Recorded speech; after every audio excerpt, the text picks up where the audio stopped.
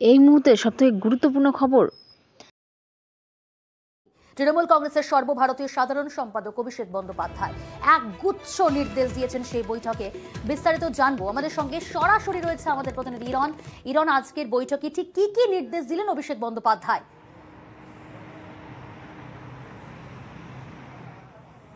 একদমই দেখো, অভিষেক বন্দ্যোপাধ্যায় তিনি জেলা নেতৃত্ব যারা প্রার্থী হয়েছেন সেই 42টা কেন্দ্রের প্রার্থী এবং বিভিন্ন জায়গায় জেলা সভাপতি, যেমন ব্লক স্তরের সভাপতি এবং বিভিন্ন জায়গায় যে সভাপতিরা রয়েছেন বা যারা দলের দায়িত্বে রয়েছেন বিভিন্ন জেলায়, তাদের সঙ্গে তিনি বৈঠক করেন, বেশ কিছু নির্দেশ দেন। যদি এটাকে সহজ করে বলা যায়, বলতে হবে এটা কিন্তু অভিষেক বন্দ্যোপাধ্যায়ের কৌশল। এবং কি কৌশল? আগামী পরশু দিন অর্থাৎ মঙ্গলবার যে ভোট গণনা রয়েছে, গণনার সময় কে কিভাবে দায়িত্ব পালন করবেন, কার কাঁধে কি দায়িত্ব থাকছে, সব কিছু কিন্তু তিনি একদম পুঙ্খানুপুঙ্খভাবে বুঝিয়ে দিয়েছেন। যে খবর পাওয়া যাচ্ছে, মূলত বেশ কিছু বিষয় তিনি কিন্তু জানিয়েছেন। তার মধ্যে অবশ্যই যেটা ইম্পর্টেন্ট পয়েন্ট সেটা হচ্ছে গুরুত্বপূর্ণভাবে তিনি বলেছেন যে এক্সিট পোল যেটা বেরিয়েছে অনেক জায়গাতেই, সেটাকে গুরুত্ব দেওয়া চলবে না, কারণ 2014 সালের মতোই আমাদের ফল হবে, 2014 সালের মতোই আমাদের ভালো ফল হবে। এছাড়াও যদি আমি তার কৌশলী যে বক্তব্য সেগুলো বলি, যেমন ক্যাম্পগুলো যেগুলো গণনা কেন্দ্রের বাইরে হয়, সেই ক্যাম্পে 4 থেকে 5,000 লোক সারাক্ষণ রাখতে হবে, কাউন্টিং শেষ না পর্যন্ত বেরোনো যাবে না। পাশাপাশি কিন্তু খুব গুরুত্বপূর্ণ 17C ও ভিভিপ্যাট মেলাতে হবে। এরকম হতেই পারে, অনেক সময় দেখা যেতে পারে যে এই বিরোধীরা এগিয়ে রয়েছে, তার মানে কিন্তু মনোবল ভেঙে বেরিয়ে আসা যাবে না, ভেতরেই বসে থাকতে হবে যতক্ষণ না গণনা শেষ হচ্ছে। পাশাপাশি পুরস্কৃত করা হবে সমস্ত এজেন্ট বা পোলিং এজেন্টদের, পুরস্কৃত করা হবে কলকাতায়, সেটাও বলা হয়েছে। এবং সমস্ত সেন্টারে প্রার্থী যেন কর্মীদের সঙ্গে জুড়ে থাকেন, যেন এই কমিউনিকেশন থাকে, সেটা বলা হয়েছে। পাশাপাশি কিন্তু আরও দুটো জিনিস বলবো অবশ্যই, যে এটা হতে পারে যে নানা চক্রান্ত হতে পারে, কোনো প্ররোচনায় পা দেবেন না, হাড্ডাহাড্ডি যেখানে লড়াই সেখানে বাড়তি নজর। পাশাপাশি বেশ কিছু জায়গায় বিশেষ দলের বিভিন্ন নেতৃত্বকে দায়িত্ব দেওয়া হয়েছে। উদাহরণস্বরূপ ঘাটালে যেমন মানস ভূঁইয়া, অজিত মাইতি থাকছেন, মেদিনীপুরে জয়প্রকাশ মজুমদার থাকছেন, আরামবাগে শান্তনু সেন থাকছেন, তমলুকে রাজীব ব্যানার্জি থাকছেন। এরকম ভাবে কিন্তু গুরুত্বপূর্ণ নির্দেশিকা দিয়েছেন অভিষেক বন্দ্যোপাধ্যায় আজকের এই বৈঠকে।